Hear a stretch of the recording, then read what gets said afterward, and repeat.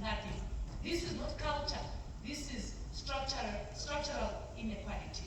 Mr. President, I fully support the call for a standalone bill on unpaid care work and domestic work. But it must not be a soft, symbolic document.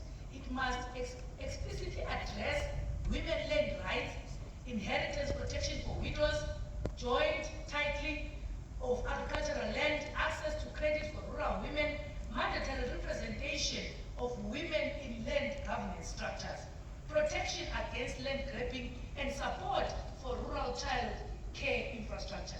If we avoid the land question, we are pretending to solve the problem.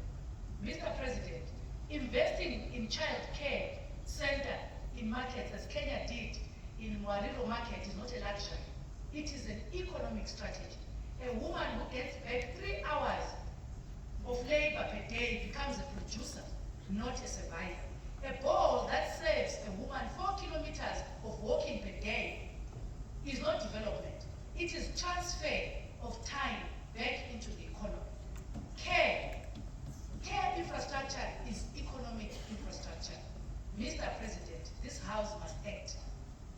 If we want women to enter the formal economy, we must release them from the chains of invisible labor and invisible rights. Supporting this motion is the first step, but the real work is passing a law that gives women ownership, not sympathy. Let us follow the examples that work: Rwanda, Ethiopia, Kenya, Uganda, South Africa, not hide behind culture that protects patriarchy. This House must stand